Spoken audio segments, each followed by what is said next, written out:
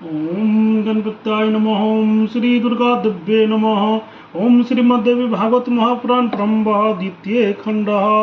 तुमेव माता च पिता तुमेव, तुमेव बन्धुश्च सखा तुमेव, तुमेव विद्यादेविनं तुमेव, तुमेव शर्मं देवदेव। ओम नमः चंडिकाय नमः। ओम श्री दुर्गा दिव्ये नमः।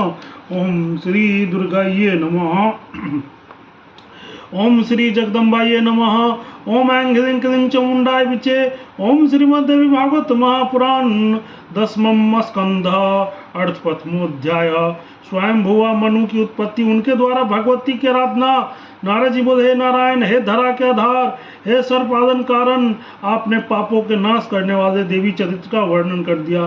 सभी मनवंतरों में वे देवी जो जो स्वरूप धारण करती है तथा जिस जिस स्वरूप में उन महेश्वरी का प्रादुर्भाव हुआ, भगवती की महिमा से युक्त उन समस्त प्रसंगों का अब आप हमें सम्यक वर्णन करें। जिस प्रकार से तथा जिस जिस मंत्र अथवा स्तोत्र से भगवती का पूजन तथा श्रवण किया गया है और भक्त वत्सला देवी भक्तों का जिस प्रकार मनोरथ पूर्ण करती है, सुनने के अभिलाषा से हम लोगों को आप देवी के उस उत्तम चरित्र का वर्णन कीजिए जिससे महान सुख प्राप्त हो। श्री नारायण बोले, हे महर्षि, भक्तों के हृदय में भक्ति उत्पन्न करने वाले, महान संपदा प्रदान करने वाले तथा पापों का शमन करने वाले देवी चरित्र का अब आप श्रवण कीजिए। सर्वप्रथम जगत के मूल कारण, महान तेजस्वी लोक पितामह ब्रह्मा चक्रधारी देवदेव भगवान विष्णु के नाभि कमल से प्रादुर्भूत हुए। हे महामते, विष्णु के नाभि कमल से प्रकट होकर उन चतुर्मुख ब्रह्मा ने स्वयं भुवा नामक मनु को अपने मन से उत्पन्न किया। इस प्रकार वे मनु परमेष्ठी ब्रह्मा के मानस पुत्र कहलाए। पुनः ब्रह्मा जी ने धर्म स्वरूपनी सत्य रूपा को उत्पन्न किया और उन्हें मनु की पत्नी के रूप में प्रतिष्ठित किया। तत्पश्चात वे मनु क्षीर सागर के परम पवित्र तट पर महान सौभाग्य प्रदान करने वाली जगदम्बा की आराधना करने लगे। वहां पर देवी की मृगमयी मूर्ति बनाकर पृथ्वीपति मनु एकांत में उस भगवती के वाग मंत्र का जप करते हुए उनकी उपासना में तत्पर हो गए। नियमों तथा व्रतों का पालन करते हुए निराहार रहकर श्वास को नियंत्रित करके वे 100 वर्ष तक निरंतर पृथ्वी पर एक पैर पर खड़े रहे। महात्मा मनु ने काम तथा क्रोध पर विजय प्राप्त कर ली। अपने हृदय में भगवती चरणों का चिंतन करते हुए वे किसी स्थावर की भांति हो गए।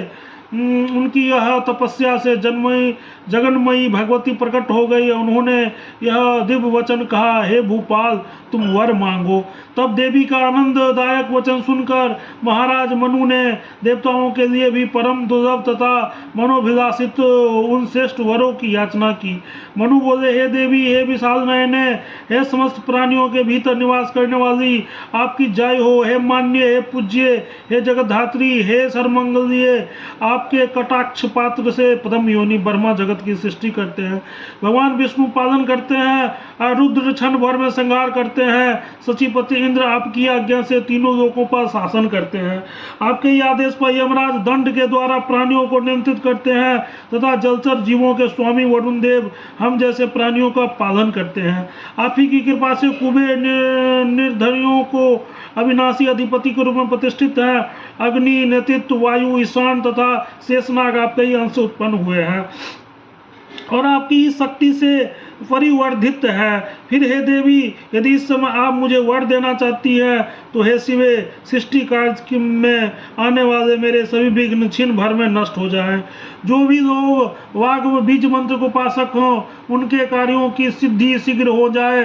हे देवी, जो लोग इस संवाद को पढ़े तथा दूसरों को सुनाए उनके लिए इस लोक में भोग तथा मोक्ष सुलभ हो जाए। हे शिवे, उन्हें पूर्व जन्मों की स्मृति बनी रहे और हे वृत्तिता तथा वाणी स्वशस्त से संपन्न रहे। उन्हें ज्ञान की सिद्धि हो तथा कर्मयोग की भी सिद्धि प्राप्त हो। साथ ही उनके यहाँ पुत्र की समृद्धि निरंतर होती रहे। यही मेरी आपसे निवेदन है।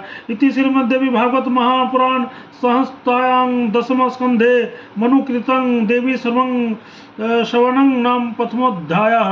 ओम तत्सत्। प्रेम से बोलो जगत जननी जगदम्बा माता की जय। जय दुर्गा महारानी। हर हर महादेव। जय।